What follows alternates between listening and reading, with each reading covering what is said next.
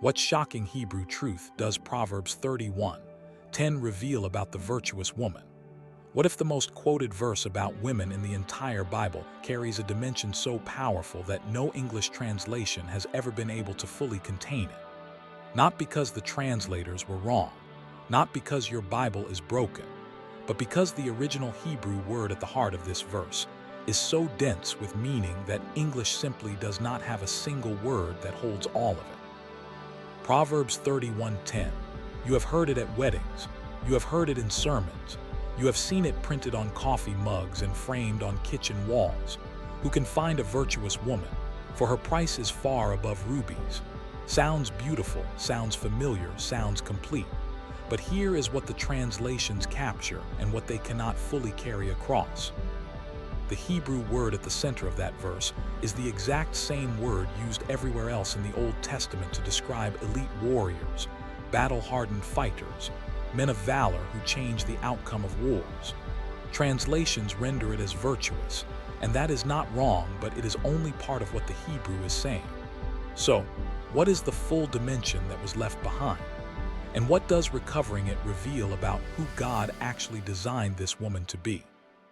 Stay with me, because what the original Hebrew text carries is going to permanently deepen the way you read this passage. Let me take you back. The year is somewhere around 450 BCE. The Jewish people have survived the Babylonian exile. They have returned to their land. The book of Proverbs in its final edited form is being compiled and handed down as a guide for how to live well in a world that almost destroyed them. The last chapter, Proverbs 31, is introduced as the words of King Lemuel, words his mother taught him, a mother shaping the vision of a king, and she opens with a question. A question the original Hebrew audience would have heard with a very different weight than we hear it today, because the word she used was not a soft word. The Hebrew word at the center of this verse is what we can call phonetically cheo. It appears in this passage as part of the phrase eshet cheo, a woman of cheo. Now, here is where the richness of the original text begins to open up. If you open an English Bible, the King James, the ESV, the NIV, the NASB, they all translate that phrase the same way, a virtuous woman or a woman of noble character. These are faithful translations. They are rendering a genuine dimension of the Hebrew word. Cheo does include moral excellence. It does include capacity and worthiness. But here is what the Hebrew carries that no single English word can fully contain. Go to the book of Joshua.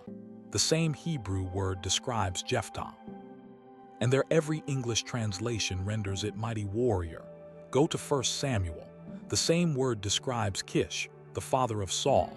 And there it becomes a man of great strength or a man of standing and valor.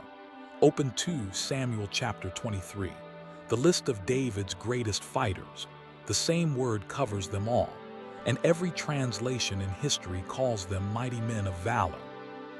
This word appears over 240 times in the Old Testament, and in the overwhelming majority of those appearances, it carries the weight of military strength, warrior courage, and the kind of power that turns the tide of battle.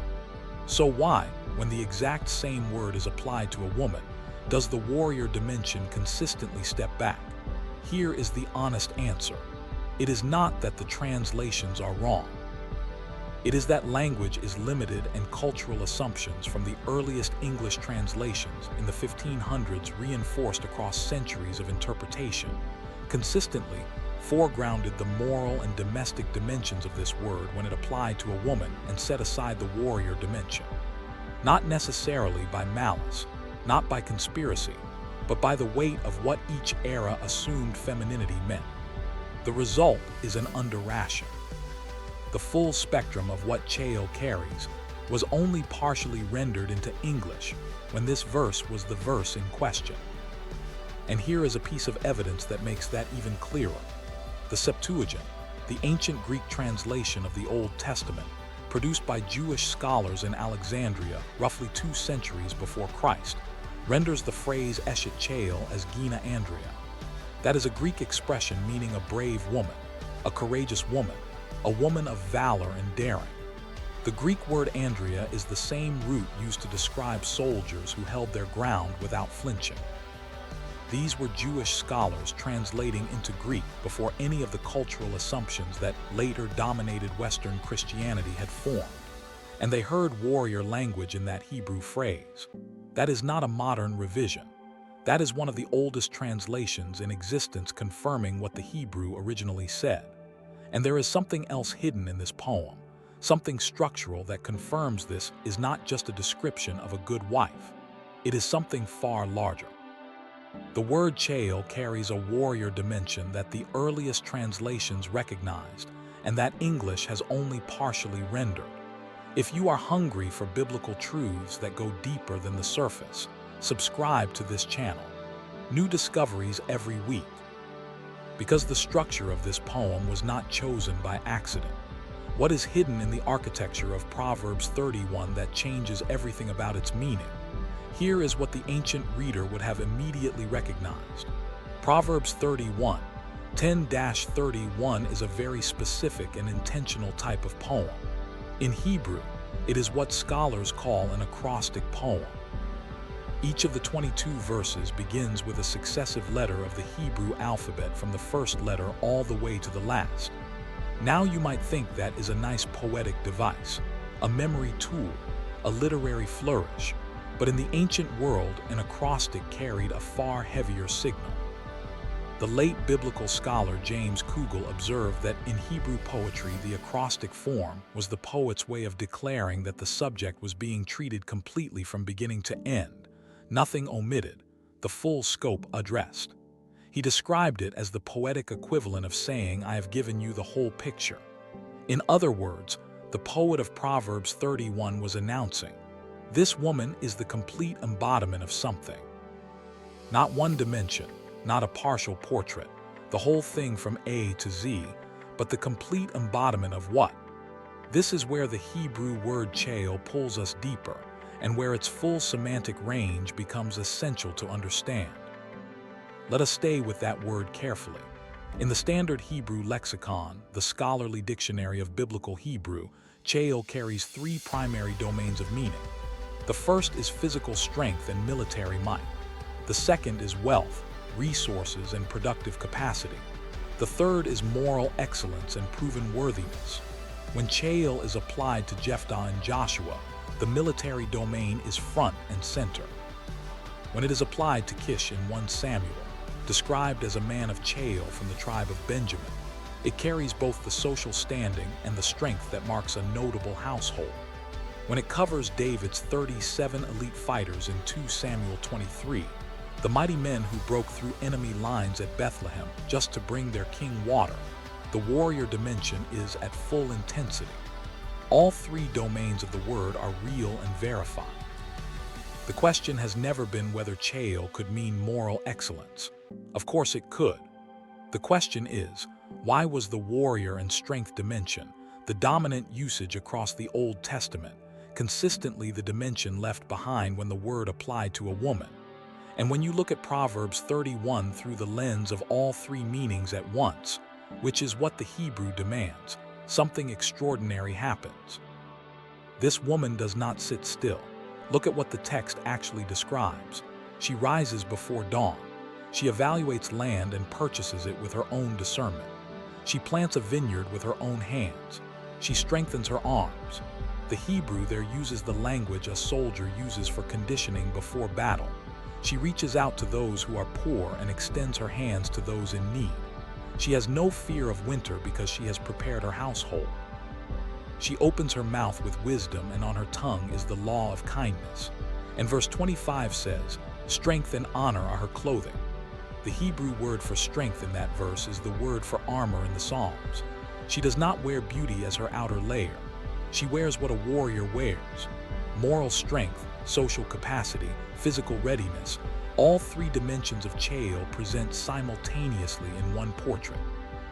Now, here is the moment in this study where the text does something that stops scholars in their tracks.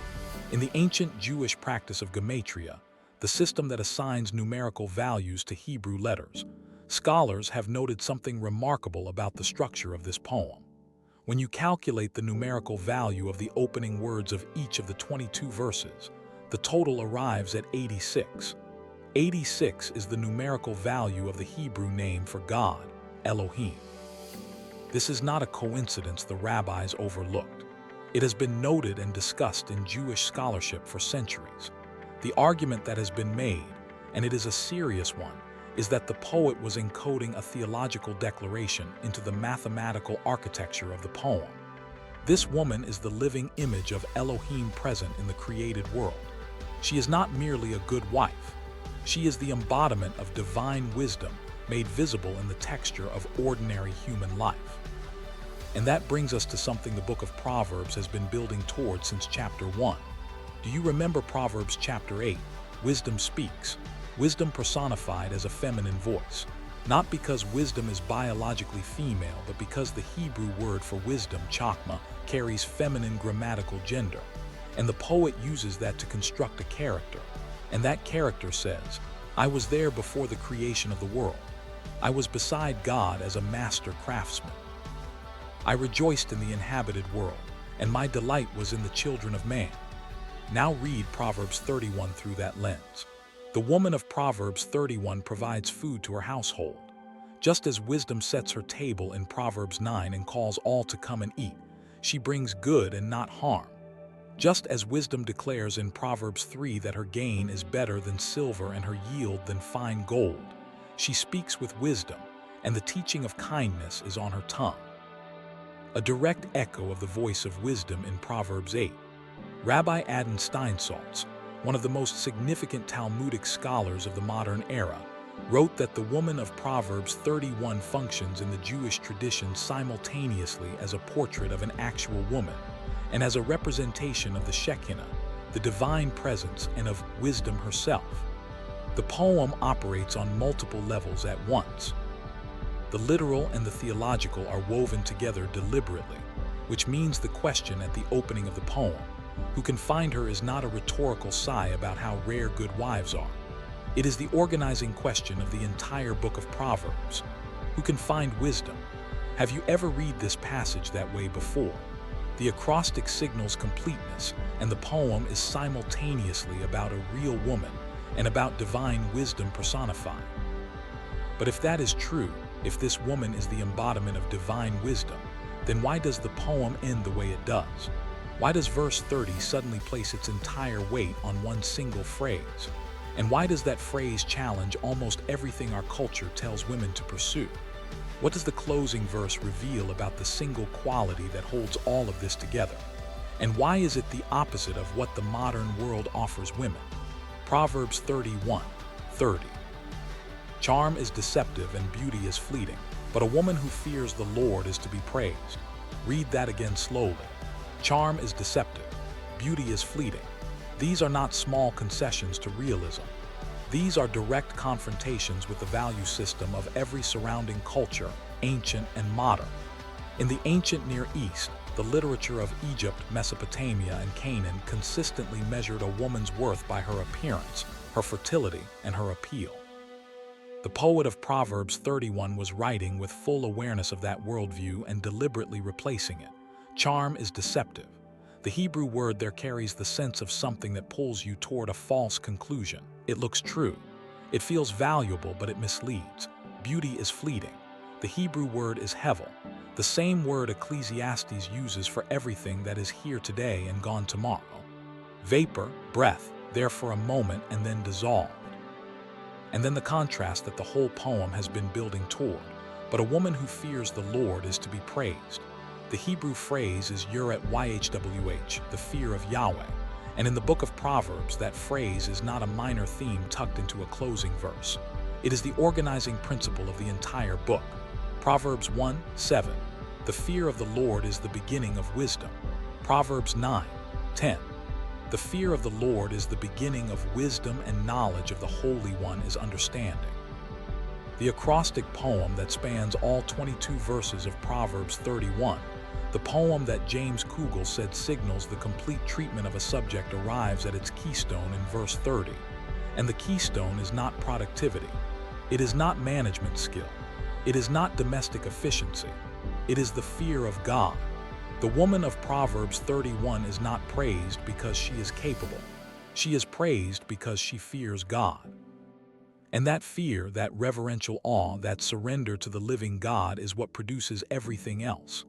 The courage, the strength, the wisdom, the generosity, the fearlessness about the future. Every quality the poem describes flows from one source. Now let me speak directly to you. In the world you are living in right now, this moment you are surrounded by metrics, appearance metrics, productivity metrics, performance metrics, a comparison engine that runs 24 hours a day, measuring your worth against everyone else's curated highlight reel. The woman of Proverbs 31 laughs at the future. That is literally what the text says. She laughs, not because her life is without difficulty, not because she has solved every problem, not because she has optimized her morning routine. She laughs because her strength is not self-generated. She laughs because she has built her life on the one foundation that does not shake. And now, I want to bring you to something that the Jewish tradition has preserved across centuries.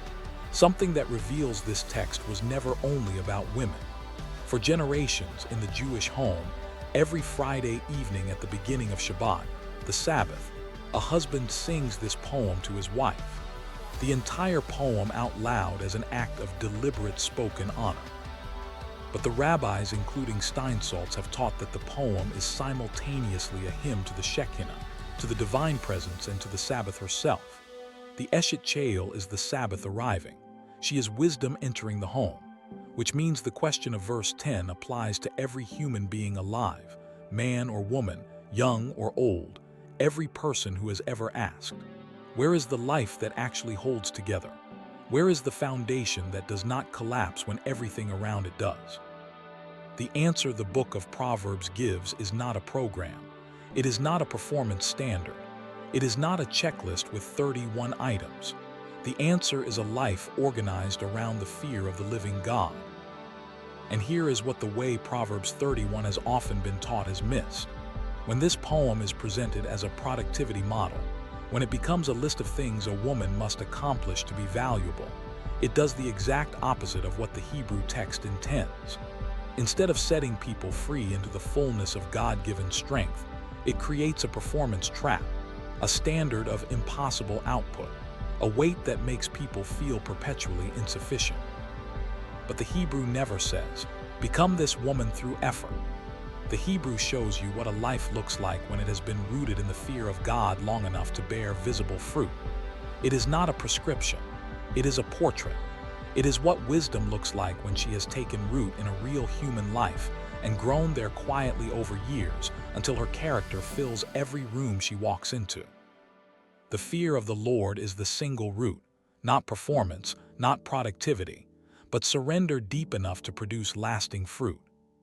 But there is one more layer the Hebrew unlocks, one more dimension that most readings of this passage leave almost entirely untouched, something that changes not only how women read this poem, but how every man who has ever read it is called to respond. And it may be the most uncomfortable truth the poem contains. What does Proverbs 31 demand of the men and the community who read it? And why has that command been so consistently overlooked? Look at verses 28 and 29. Her children arise and call her blessed. Her husband also, and he praises her. Many women do noble things, but you surpass them all. The husband speaks, the children speak, they see her, they name her value out loud. Now look at verse 31. Honor her for all that her hands have done, and let her works bring her praise at the city gate. The city gate in ancient Israel was not a quiet place. It was the center of public life. Legal judgments were rendered there. Commerce was conducted there. Community leaders gathered there. Reputation was established and destroyed there. And the poem ends by saying, let her works be praised there. Not privately, not in passing, not in a brief acknowledgement between husband and wife behind closed doors, publicly, visibly, in the most prominent civic space available. Here is the truth that has been almost entirely overlooked in the teaching of this passage. This poem does not end with a command to women. It ends with a command to the community and to men specifically. See her, name her, honor her out loud in public. The ancient Jewish practice of singing the Eshet Chayil poem every Shabbat was not a cultural nicety or a sentimental tradition. It was a theological act. It was a husband standing before his household and declaring with his voice, "I see the Chael in you. Your strength is real. Your work carries the weight of wisdom. You are not invisible to me, and you will not be invisible here." In a world ancient and modern where the labor of women has been chronically unseen, chronically undervalued, chronically uncommented upon, that act of spoken public honor is a revolutionary act. And now let me bring everything together, because every thread we have followed through this study. The warrior dimension of Chael that the Septuagint already recognized, the acrostic structure that James Kugel identified as the poet's signal of completeness, the connection to divine wisdom that Rabbi Steinsaltz placed at the center of the Jewish reading of this text, the fear of the Lord as the root of everything, and the public command to honor. All of it points to one unified statement, and it is this: the home is not a lesser sphere. The management of a household, the raising of children, the stewarding of resources, the building of a family culture organized around the fear of God is not a retreat from significance. It is not a second-tier calling for people who could not achieve something more impressive. In the theology of Proverbs, the home is the front line where wisdom contends against chaos. And the Eshet Chael, the woman of Chael in all three dimensions of that word, is the one standing on that front line with strength and honor as her clothing. Every meal she prepares is an act of order pushed back against disorder. Every wise word she speaks is a foundation laid against collapse. Every time she rises before dawn to care for those in her household, she is participating in the same creative work of God who spoke light into darkness at the beginning of all things. And this is what the gematria, the numerical value of 86 that equals Elohim, was encoding into the architecture of the poem. She is doing what God does. She is bearing the image of the Creator in the most practical, physical, daily, unglamorous, consistent acts of human existence. And now the opening question returns with its full weight. Who can find her? The ancient answer was she is rare, because the fear of God that produces this kind of life, this depth of strength, this consistency of character, this courage that faces the future without flinching is rare. Not because God makes it inaccessible, but because we keep looking for shortcuts. We keep building identity on appearance instead of character. We keep choosing performance over surrender.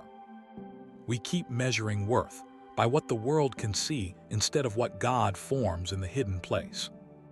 The woman of Proverbs 31 does not become who she is by working harder. She becomes who she is by fearing God long enough, consistently enough for that fear to reshape every dimension of her life. Her finances, her relationships, her speech, her generosity, her courage.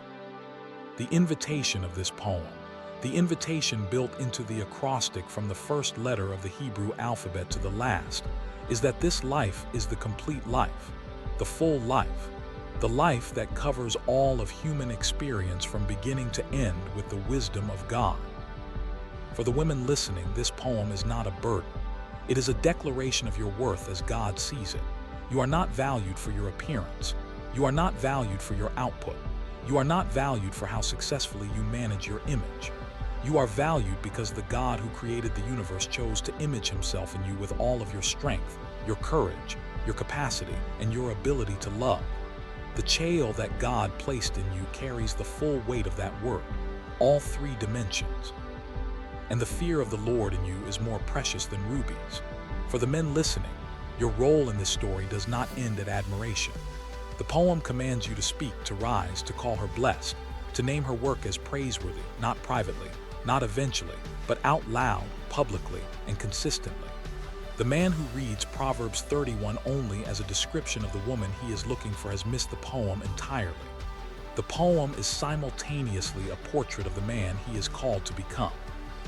Someone secure enough in his own identity before God to celebrate the full Chael of the woman beside him without feeling diminished by it. And for everyone, the question who can find her is the question of your own life. Are you building on the foundation that does not shake?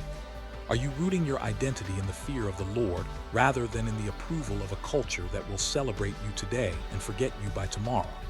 Because if you are, then this poem is not a distant ideal. It is a promise. It is a portrait of what a life surrendered to divine wisdom actually produces over time in the ordinary texture of every single day. Not perfection, not flawlessness, but strength that is real, honor that is earned, a legacy that outlasts beauty, and a future you can face and laugh at without fear. Let me leave you with what this study has uncovered. The word Chael carries a warrior dimension that the Septuagint already confirmed, partially rendered in English but never lost from the original Hebrew. The acrostic structure declares completeness. This woman is the full embodiment of divine wisdom from A to Z, as both Kugel and Steinsaltz confirm. The fear of the Lord is the single root, not effort, not performance, but surrender that produces lasting fruit in every domain of life. And the poem ends with a public command to men and to the community. See her, name her, honor her out loud at the city gate. What you just received is not a modern revision of the biblical text. It is the original Hebrew speaking at full volume, the way it was always meant to be heard. If this deepened the way you see Scripture, share it. Someone in your life needs to hear this. And if you want to keep going deeper into what the original Hebrew reveals that most people never see, subscribe to this channel.